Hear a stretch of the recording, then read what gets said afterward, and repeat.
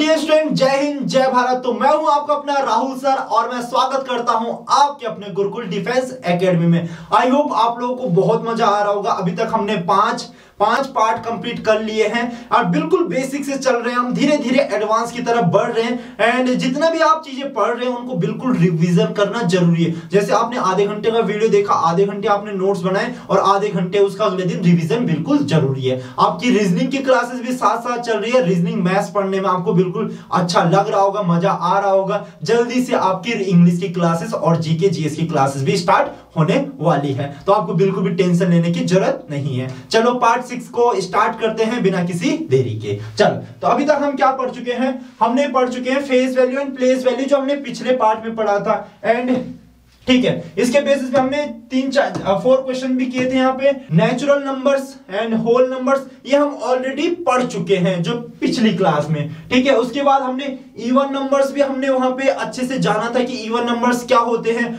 Odd numbers के बारे में भी जाना था।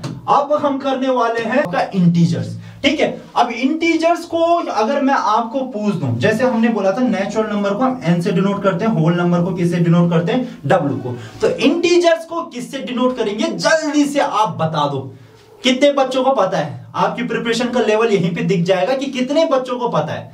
ठीक है, चलो लिख लिया। जिन बच्चों को पता है तो बहुत ही अच्छा है, जिनको नहीं पता है तो बहुत, देखो भाई, बहुत घबराने वाली बात नहीं है। आपके पास पूरा साल है, बट आपको मेहनत एक तरीके से मेहनत करनी है। सारी चीजें हम यहाँ पे बताएंगे गुरुकुल डिफेंस एकेडमी में। एकदम जीरो से लेके एकदम हायर लेवल की प्रिपरेशन आपको करवाई जाएगी। फटाफट से चलो, यहाँ पे मैंने कहा आपको इंटीजर्स को किससे डिनोट करेंगे? सर इंटीजर्स को डिनोट करते हैं जेड से। किससे डिनोट करते हैं?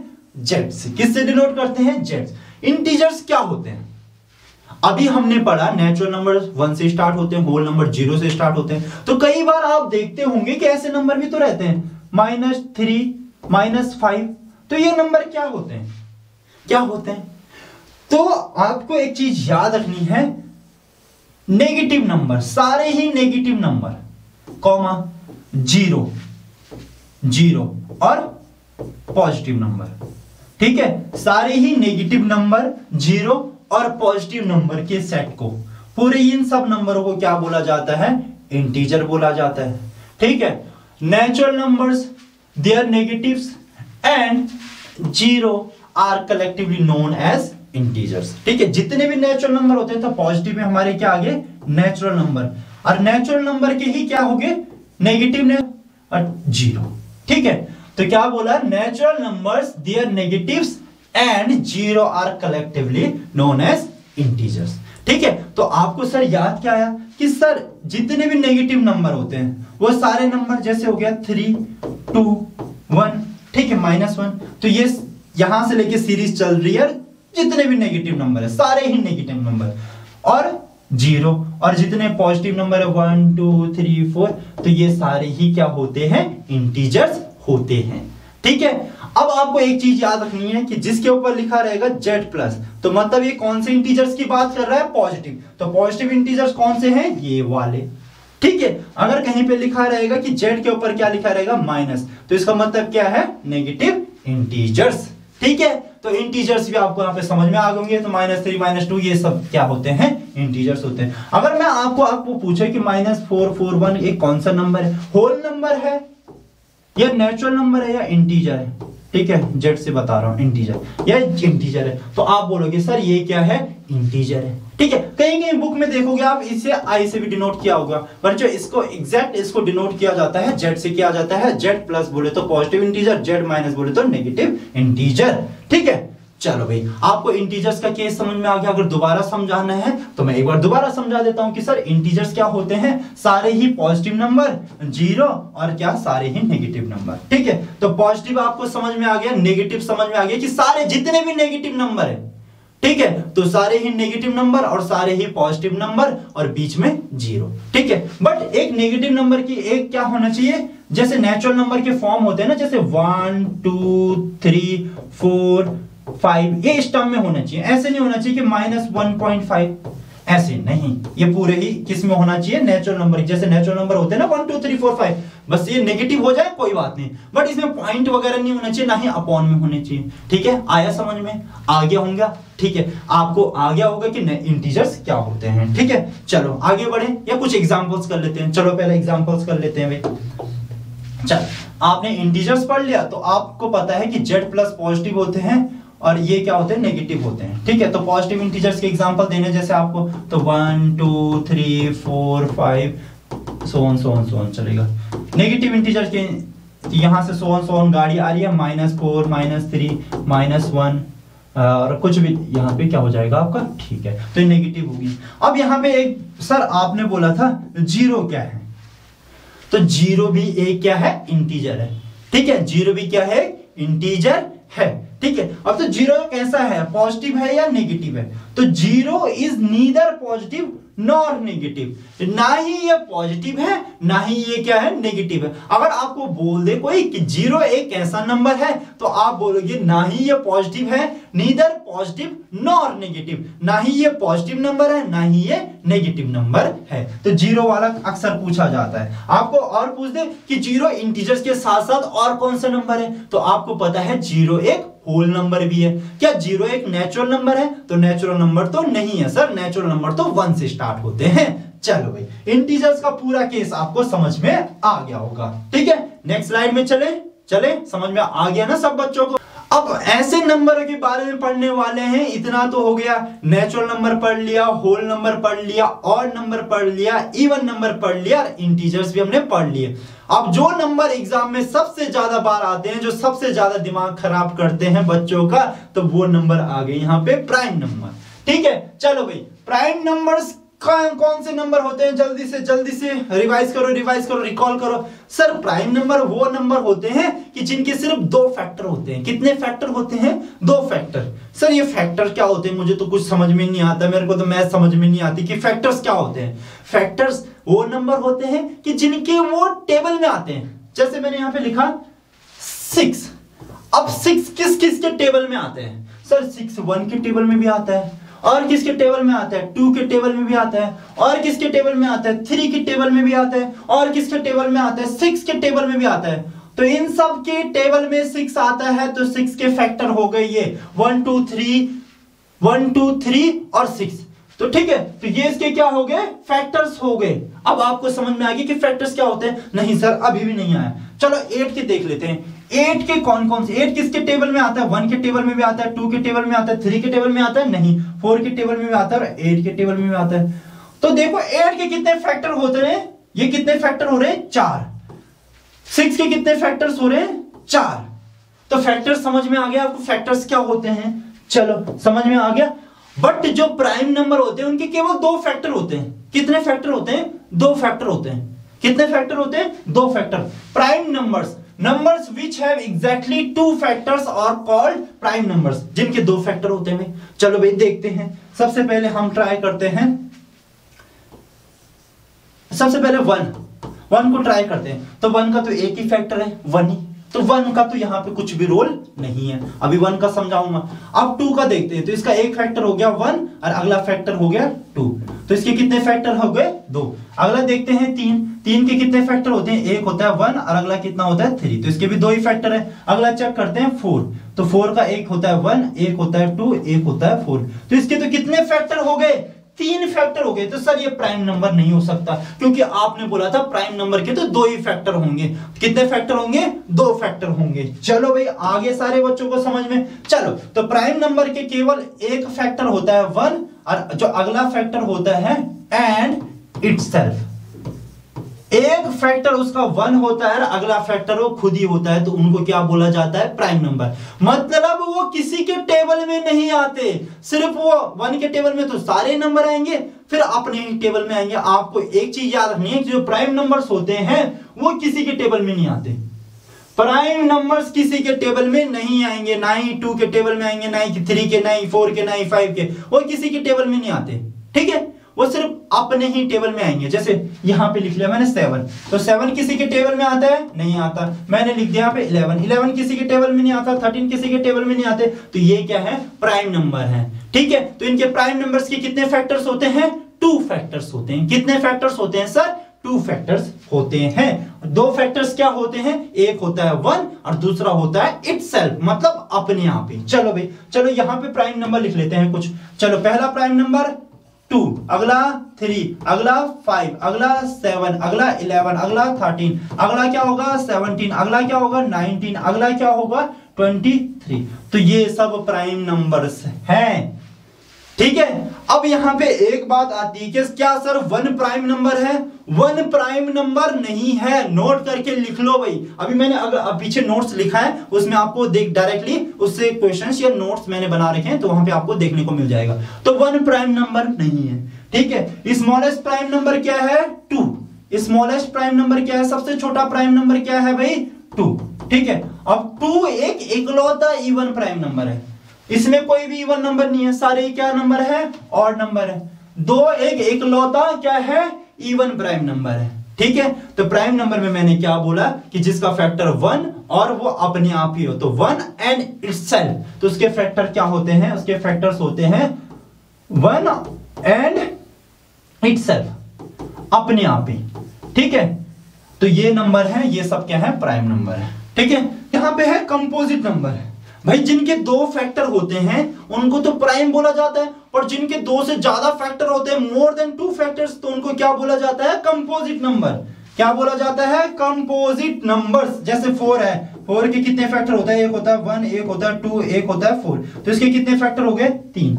तो जिसके 2 से ज्यादा फैक्टर हुए उन्हें क्या बोलते हैं? Composite number. अगला लिखते हैं 6। तो 6 के कितने फैक्टर होते हैं? 1 हो गया, 2 हो गया, 3 हो गया, और क्या हो गया? 6 हो गया। तो ये भी एक क्या है? कंपोजिट नंबर है। इसके कितने फैक्टर हो रहे हैं? 4। तो जिसके 2 से ज्यादा फैक्टर हो तो उन्हें क्या बोला जाता है? कंपोजिट नंबर बोला जाता है। Numbers which have more than 2 factors are called composite number. जिनके 2 से ज्यादा फैक्टर होते हैं उन्हें क्या बोला जाता है? कंपोजिट नंबर बोला जाता है। यहां पे एग्जांपल लिखे 2, 4, 6, 8, 9, 10, तो ये सब क्या है? आपके कंपोजिट नंबर्स है, ठीक है। तो प्राइम नंबर, कंपोजिट नंबर आपको अच्छे से समझ में आ गए होंगे।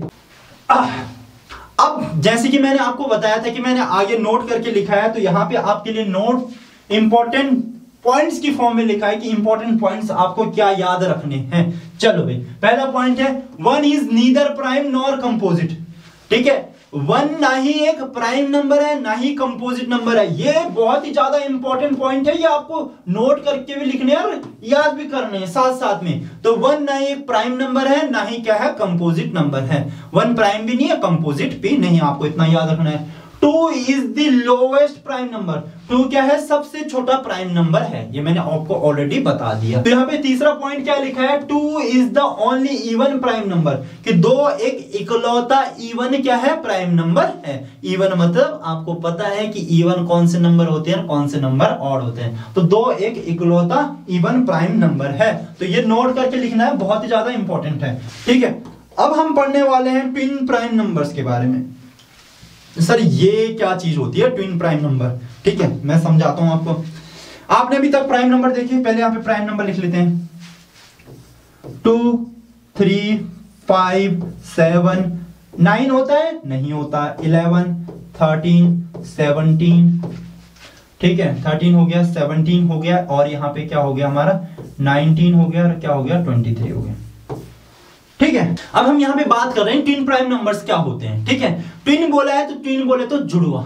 अब प्राइम तो आपको पता ही है, ठीक है। तो जुड़वा प्राइम नंबर मतलब, चलो मैं आपको एग्जांपल से समझाता हूं। जैसे हो गया 3, 5, दोनों ही क्या है? प्राइम नंबर है। तो 3, 5 ये क्या है? ट्विन प्राइम नंबर है, जिनके बीच का डिफरेंस सिर्फ 1 हो। आप ऐसे भी समझ सकते हो, डिफर बाय 1, ठीक है। जिनके बीच का डिफरेंस क्या हो? 1 हो। जैसे अगला 5, 7 भी एक क्या है? ट्विन प्राइम नंबर है। 5, 7 भी क्या है? एक ट्विन प्राइम नंबर है। दोनों ही नंबर क्या होने चाहिए? प्राइम नंबर होने चाहिए, ठीक है। ये भी क्या होना चाहिए? दोनों ही क्या है? प्राइम नंबर है। सर 2, 3 क्या ये भी क्या ट्विन प्राइम नंबर है? नहीं, ये ट्विन प्राइम नंबर में नहीं आता। जैसे आगे देखते हैं हम, जैसे यहां पे बात करते हैं 17 और 19, तो ये भी क्या है? ट्विन प्राइम नंबर्स है, ठीक है। तो यहाँ पे मैंने एग्जांपल लिखे 11, 13, 11,13 ट्विन प्राइम नंबर। 17, क्या हो गया? 19 हो गया। 71,73, तो ये भी क्या है? ट्विन प्राइम नंबर है। जैसे आपका हो गया 29, 31, तो ये भी क्या है, एक ट्विन प्राइम नंबर है। ठीक है, प्राइम नंबर की सीरीज होती है, बट एक ऐसे नंबर जिनका बीच का डिफर क्या हो, डिफर बाय 1, जिनके बीच का डिफरेंस कितना हो, सिर्फ एक का ही हो, और दोनों अगल बगल के क्या ही हो, प्राइम नंबर हो, तो उन्हें क्या बोला जाता है, ट्विन प्राइम हो बोला जाता है। तो अभी हमने सीखा ट्विन प्राइम नंबर, अब बात करते हैं को प्राइम नंबर्स। ठीक है, तो को प्राइम नंबर्स एग्जैक्टली वो होते हैं जिनका एचसीएफ कितना होता है, 1 होता है। ठीक है, इसमें ये बात बिल्कुल भी जरूरी नहीं है कि दोनों नंबर प्राइम होने चाहिए, दोनों नंबर कुछ भी नंबर हो, फर्क नहीं पड़ता, तो उनका एचसीएफ कितना होना चाहिए, 1 होना चाहिए। ठीक है, जैसे मैंने लिख दिया 3,4, अगर मैं इनको देखता हूं 3,4 का मैं एचसीएफ निकालता हूं, तो यहाँ पे हो गया 3, ये हो गया 4, तो ये हो गया 3 बन जाए, ये हो जाएगा 2, ये क्या हो जाएगा 1। तो इनमें कुछ भी कॉमन नहीं है, जिसमें कुछ भी कॉमन नहीं रहता है तो उनका एचसीएफ कितना आता है, 1 आता है। ठीक है, तो यहाँ पे क्या बोला गया है, 2 numbers are said to be the co-prime if they do not have a common factor other than 1। ठीक है, इफ अगर उनके बीच में कोई भी कॉमन फैक्टर नहीं है तो उन्हें क्या बोला जाता है, को-प्राइम फैक्टर्स बोला जाता है। जैसे मैं लिखता हूं यहाँ पे 3, तो 3 को हम क्या लिख सकते हैं, और यहाँ पे लिखते हैं 4, तो 4 को क्या लिख सकते हैं, 2 into 2, 3 को क्या लिख सकते हैं, 3, बाकी कुछ नहीं, इनके बीच में कुछ भी चीज कॉमन है, इसको 1 से मल्टीप्लाई, इसको 1 से, तो इनके बीच में 1 के अलावा कोई भी चीज कॉमन है नहीं है, तो इनका एचसीएफ कितना हो जाएगा, 1 हो जाएगा भाई। तो जिनका एचसीएफ 1 होता है, या जिनके बीच में कुछ भी कॉमन नहीं होता है, कोई भी फैक्टर्स कॉमन नहीं होते हैं, तो उनको क्या बोला जाता है, को प्राइम बोला जाता है। जैसे सर क्या हो गया, 4, 5 हो गया, सर ये ऐसे भी तो हो सकता है, 5, 7 हो सकता है, यस बच्चे हो सकता है, सर 9, 10 हो सकता है, यस हो सकता है। अभी यहाँ पे मैं ढेर सारे एग्जांपल लिखता हूं तो तब आपको अच्छे से समझ में आ जाएगा। सर यहाँ पे 8 और 9 हो सकता है, यस हो सकता है, सर यहाँ पे 9, 10 हो सकता है, यस हो सकता है, सर यहाँ पे 9, 11 हो सकता है, यस हो सकता है, सर यहाँ पे 13 और क्या हो सकता है, 14 हो सकता है, यस हो सकता है, सर यहाँ पे 15 और 16 हो सकता है, यस हो सकता है, सर यहाँ पे हो सकता है 10 और 13 हो सकता है, यस हो सकता है। और भी लिखते हैं यहाँ पे बहुत सारे नंबर जो आपके मन में आ रहा है, सर यहाँ पे आ सकता है 5 और 8 हो सकता है, यस हो सकता है। इनके बीच में इनका एचसीएफ तो 1 ही आ रहा है, कुछ भी चीज कॉमन नहीं है। ठीक है, जितने भी मैंने नंबर लिखे तो इनके बीच में कुछ भी कॉमन नहीं है, तो इनको क्या बोला जाता है, को prime number. Twin prime number का तो अलग ही सिनेरियो था, ट्विन का था जो आपने इससे पहले पढ़ा है। ट्विन में इनका कॉमन डिफरेंस सिर्फ बीच का जो यहाँ पे है, ये वाला डिफरेंस सिर्फ 1 होना चाहिए, मतलब इन दोनों के बीच का गैप 1 होना चाहिए। जैसे हो गया 5, 7, और इसमें दोनों ही नंबर क्या होने चाहिए, प्राइम नंबर होने चाहिए। अब इसमें तो कुछ ऐसे कुछ है नहीं कि दोनों नंबर प्राइम होने चाहिए, दोनों नंबर कुछ भी हो पर उनका एचसीएफ कितना आना चाहिए, 1 आना चाहिए। आया समझ में? चलो भाई अब आगे बढ़ते हैं, परफेक्ट नंबर्स। ठीक है, ये परफेक्ट नंबर से एग्जाम में क्वेश्चन आया तो नहीं है, आ सकता है, इसके चांसेस हैं। तो परफेक्ट नंबर क्या होते हैं कि जिनके फैक्टर का सम वही नंबर आता है। ठीक है, तो यहाँ पे सबसे स्मॉलेस्ट परफेक्ट नंबर हमारा 6। तो पहले इसकी डेफिनेशन पढ़ लेते हैं। A number the sum of whose factor except the number itself, बस उस नंबर को नहीं जोड़ना है, अभी मैं बताऊंगा कैसे, is equals to the number इसको। ठीक है, अब ऐसे में समझ में नहीं आता है, चलो भाई इसके आपको पता है इसके फैक्टर क्या है, एक हो गया 1, एक हो गया 2, एक हो गया 3 और क्या है 6 है। अब देखो उसने बोला कि एक्सेप्ट द नंबर इटसेल्फ, मतलब उस नंबर को नहीं गिनना है, बाकी जितने भी नंबर है उनका सम करके वही नंबर आना चाहिए। तो क्या हो गया 1 + 2 + 3, तो कितना आया सम 6, कितना आया सम 6। तो इसका मतलब ये 6 क्या है, परफेक्ट नंबर है। चलो चेक करते हैं 4 भी क्या परफेक्ट नंबर है। 4 के क्या फैक्टर होते हैं, 1 और क्या होता है 2, और अगला फैक्टर क्या हो गया 4। तो हमने बोला उस नंबर को तो नहीं देखना, तो 1 + 2 का सम कितना होता है, तो 3 होता है, तो यहाँ पे तो 4 लिखा है, तो ये परफेक्ट नंबर है ही नहीं। 8 को चेक करते हैं, क्या 8 परफेक्ट नंबर है, 8 के फैक्टर 1, 2, 4 और 8, 8 को तो काउंट ही नहीं करना, तो इन सब का सम 4 प्लस कितना होता है 7।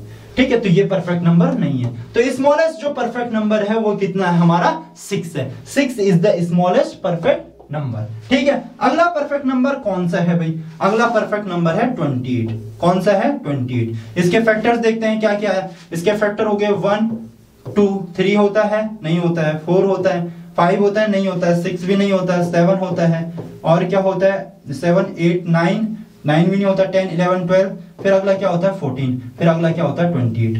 तो आपने यहां पे पढ़ा होगा कि एक्सेप्ट द नंबर इटसेल्फ, मतलब वो नंबर तो नहीं होना चाहिए। अब इन सब का सम करते हैं, तो ये कितना हो गया 21, और ये कितना हो गया 25, 27, 28।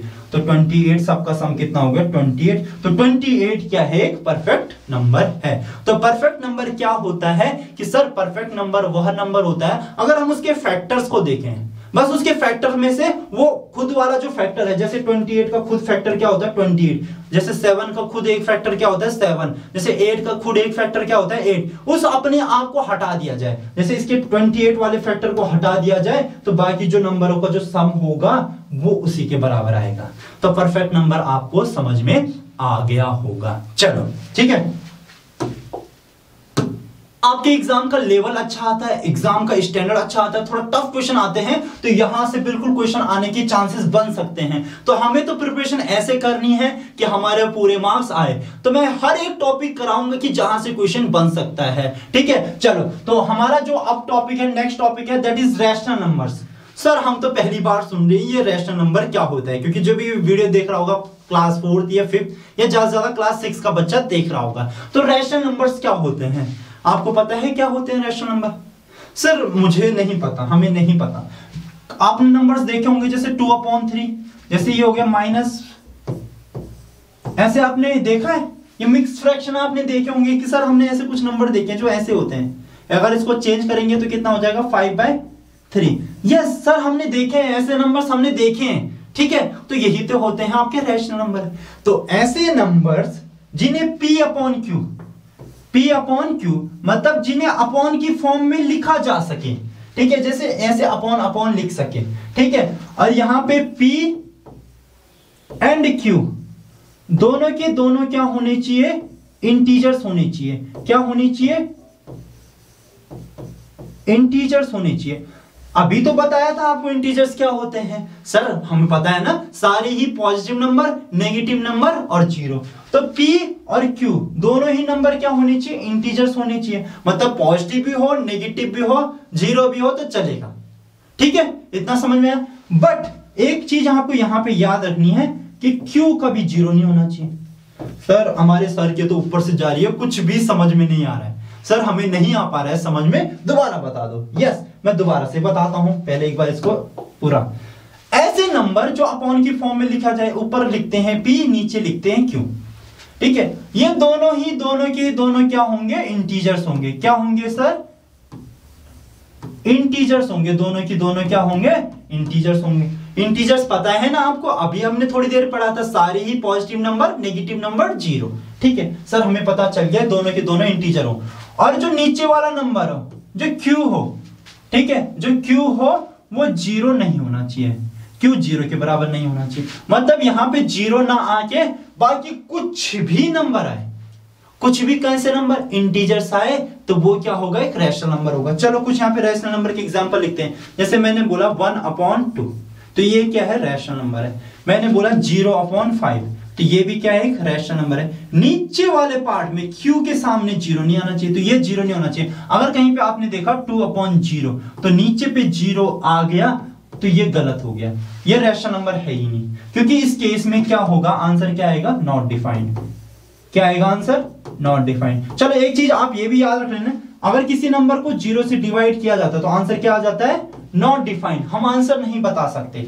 तो जब भी नीचे जीरो नहीं आ सकता तो ये रैशनल नंबर नहीं होगा। ऊपर आ सकता है, ठीक है, चलो न्यूमरेटर में आ सकता है, डिनोमिनेटर में नहीं आ सकता। न्यूमरेटर में आ सकता है, डिनोमिनेटर में जीरो नहीं आ सकता। चलो -3/, तो क्या सर ये रैशनल नंबर होगा, यस रैशनल नंबर होगा। और एग्जांपल लिखते हैं ढेर सारे, -2/3, -6/7, तो ये सारे ही नंबर 1/2, 0/8, 0/5, तो ये सारे नंबर क्या नंबर होते हैं, रैशनल नंबर। तो ऐसे नंबर जिन्हें अपॉन की फॉर्म में लिखा जाए, और वो दोनों ऊपर वाले नंबर देखो, -2 भी एक इंटीजर है, 3 भी एक इंटीजर, ये भी इंटीजर, ये भी इंटीजर, ये भी इंटीजर, ये भी इंटीजर, ये भी इंटीजर, ये भी इंटीजर। ठीक है, तो ये सारे नंबर क्या होंगे, हमारे रैशनल नंबर होंगे। ठीक है, बस नीचे नहीं आना चाहिए जीरो। अगर नीचे जीरो आ गया तो सिचुएशन होगी गड़बड़। ठीक है, तो ये क्या नहीं है, आपका एक रैशनल नंबर नहीं है। तो रैशनल नंबर वो नंबर होते हैं, rational number are those number which can be express in the form of P/Q। जो P/Q की फॉर्म में लिखा जाए where p and q are integers and q is not equal to 0, तो q 0 के बराबर ना हो। तो इतना समझ में आ गया आपको, बस इतना ही याद रखना आपको, p अपॉन q के फॉर्म में होता है और नीचे वाला, ठीक है, आपका ऊपर होता है न्यूमरेटर, नीचे क्या होता है डिनोमिनेटर। तो डिनोमिनेटर क्या नहीं होना चाहिए, 0 नहीं होना चाहिए। अगर 0 हुआ तो रैशनल नंबर नहीं होगा। इतना समझ में आ गया। बस आपकी जो क्लास का लेवल है वो इससे हाई नहीं जा सकता, ठीक है। जैसे रैशनल नंबर होते हैं, उसके बाद एक और नंबर आते हैं आपके इरेशनल नंबर। कौन से नंबर, इरेशनल नंबर। जैसे आपने लिखा, इसको क्लियर कर लेते हैं पहले। इरेशनल नंबर वो नंबर होते हैं जो नॉन टर्मिनेटिंग। सर ये क्या बता रहे हैं आप, नॉन टर्मिनेटिंग, ये तो हमें आता ही नहीं है, ठीक है। तो आप इजीली ये समझ लो, जैसे √2, इसका आंसर आपको नहीं पता, ठीक है, इसका आंसर जो चलता ही रहता है। √3, इसका आंसर भी आपको नहीं पता, चलता ही रहता है। √4 का आंसर आपको पता है, √4 का आंसर कितना होता है, 2। तो ये इरेशनल नंबर नहीं है। तो इरेशनल नंबर एक ऐसे नंबर होते हैं जिनका हमें एग्जैक्ट वैल्यू नहीं पता। सिर्फ आपको इतना याद रख लो, जिसकी हमें एग्जैक्ट वैल्यू नहीं पता। जैसे √2 हो गया, √3 हो गया, √5 हो गया, √7 हो गया, √8 हो गया, तो इनकी हमें एग्जैक्ट वैल्यू नहीं पता। √9 की हमें पता है, √9 की कितनी होती है, 3, तो इसकी वैल्यू हमें पता है, तो ये तो नहीं है। तो ये सारे ही नंबर क्या नंबर होते हैं, इरेशनल नंबर होते हैं। अब एक क्वेश्चन आपके लिए है, पाई। पाई कौन सा नंबर है, पाई रैशनल नंबर या इरेशनल नंबर है। पाई की क्या वैल्यू होती है, 3.14। ये चलता रहता है, कभी बहुत ट्रिलियन तक चलता है, मिलियन, बिलियन, ट्रिलियन तक चलता है, तो ये कभी एंड नहीं होता।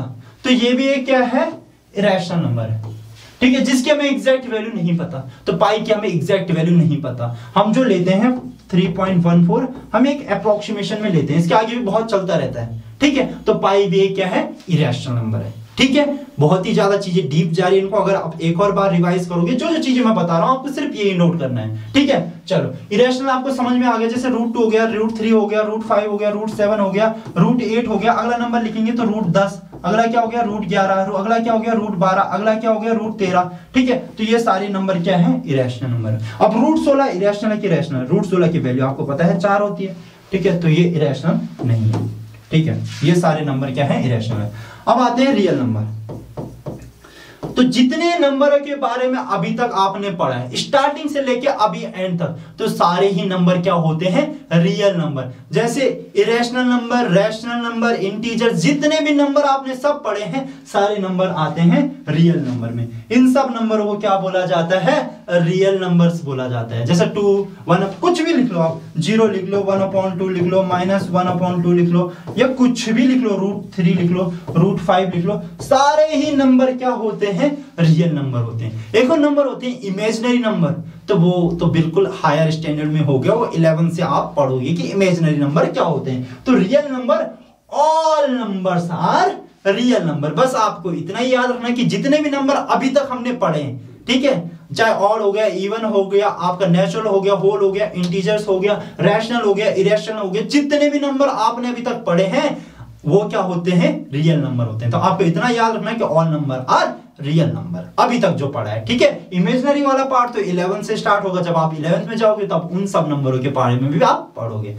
तो यहीं का आज का वीडियो यहीं समाप्त होता है। आई होप वीडियो आपको पसंद आया होगा। सारे जो भी मैंने यहाँ पे टॉपिक्स आपको समझाए हैं समझ में आए होंगे। एंड हाँ, वीडियो को लाइक जरूर करना और अपने फ्रेंड्स तक वीडियो को जरूर शेयर करें, ठीक है। चलो भाई, मिलते हैं आपको नेक्स्ट क्लास में। Till then be happy.